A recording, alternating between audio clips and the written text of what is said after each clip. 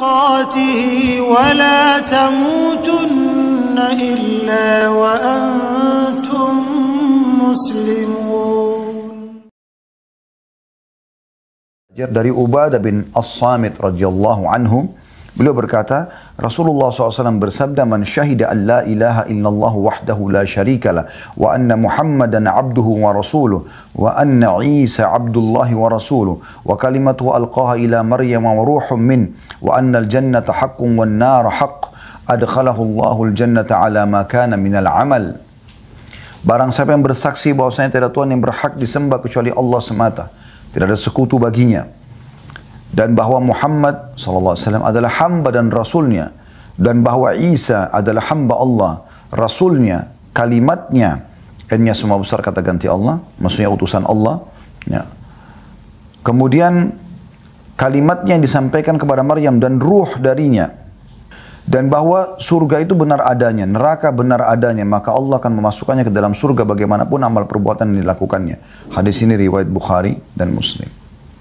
Sementara dalam riwayat Muslim, masih nomor hadis yang sama 417, ada potongan hadis, "Man syahida an la ilaha illallah wa anna Muhammadar Rasulullah harramallahu alaihi nar." Barang siapa yang bersaksi bahwasanya tidak Tuhan yang berhak disembah kecuali Allah dan bahwasanya Muhammad itu Rasulullah, maka Allah mengharamkan neraka atasnya.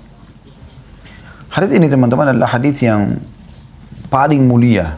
Kalau tadi surah Az-Zumar ayat 53 ayat Al-Quran yang paling mulia dalam bab harapan, maka ini adalah hadis yang paling mulia dalam bab harapan. Bagaimana kalau seseorang itu sudah mengucapkan syahadat dan ingat syaratnya tidak menyekutukan Allah dengan sesuatu apapun. Ini penting sekali digarisbawahi. Karena kalau kita tanya setiap muslim, dia katakan dia sudah syahadat, tapi dia tidak sadar dia membatalkan syahadatnya, terutama la ilaha illallah, dengan berbuat kesyirikan. Makanya Nabi SAW mengatakan di sini, "Man syahida an la ilaha illallah wahdahu la syarikalah." Siapa yang bersaksi tidak ada Tuhan yang berhak disembah kecuali Allah, dan tidak ada sekutu bersamanya. Jadi nggak minta pada pohon, kuburan, benda-benda mati yang dianggap keramat, ini nggak ada. Tidak berbuat syirik. Ya. Jadi ini poin yang sangat luar biasa, dan pelajaran pertama yang kita ambil dari hadis ini sekaligus kita jelaskan, yaitu kedudukan dua kalimat syahadat. Bagaimana mulianya kalimat ini. Ya, tetapi yang kita fokus adalah potongan yang pertama, la ilaha illallah wahdahu la syarikalah. Bertauhid, bersaksi bahwa saya tidak Tuhan yang berhak disembah kecuali Allah dan tidak ada sekutu bersamanya. Ini penting sekali. Jangan pernah menyekutukan Allah. Kata Nabi SAW, "Man 'allaka tamimatan faqad asyrak." Siapa yang menggantungkan jimat, maka dia telah berbuat kesyirikan. Syirik kepada Allah Subhanahu wa taala. Enggak boleh menyekutukan Allah Subhanahu wa taala. Kalau minta kepada Allah, punya hajat sampaikan kepada Allah. Makanya Nabi SAW mengingatkan sahabatnya, ya, "Idza sta'anta fasta'in billah wa idza sta'adzta fasta'id billah." Kalau kau minta tolong, hanya minta tolong kepada Allah. Kalau kau minta perlindungan, hanya minta perlindungan kepada Allah. Ya.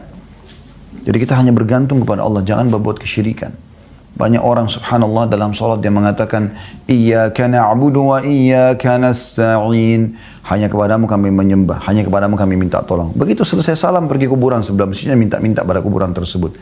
Mana statement Anda tadi? Iyyaka, hanya kepadamu. Na'budu, kami menyembah. Sembah artinya tunduk, patuh, memohon, meminta, takut, berharap. Wa iyyaka nasta'in, dan hanya kepadamu kami minta tolong. Kenapa minta tolong pada benda mati? Kalau Anda yakin kuburan wali itu bisa memberikan manfaat kepada Anda, kenapa Anda tidak yakin Tuhannya kuburan tersebut yang menciptakan tanahnya, batunya, manusia itu sendiri lebih mampu? Makanya para sahabat Nabi, pada saat sendal mereka putus, mereka mengangkat tangan ke langit, lalu langsung minta sendal dari Allah Subhanahu wa taala atau kepada Allah. Bukan berarti Allah akan lemparkan sendal dari langit. Allah buat sistem. Kalau kita minta apa-apa, Allah mudahkan kita melalui sistem yang sudah ada. Jadi tiba-tiba nanti ada yang kesian melihat kita tidak pakai sendal diberikan hadiah, atau kita punya duit lalu kita bisa beli sendal, terserah kita bisa memilih sendal yang mana. Itu bisa terjadi. Jadi jangan pernah syirik teman-teman sekalian. Dan inilah yang dilakukan oleh Nabi SAW di Mekah. Begitu bebaskan kota Mekah, yang pertama menghancurkan 360 berhala yang dijadikan sekutu-sekutu bagi Allah. Syirik kepada Allah Subhanahu wa taala.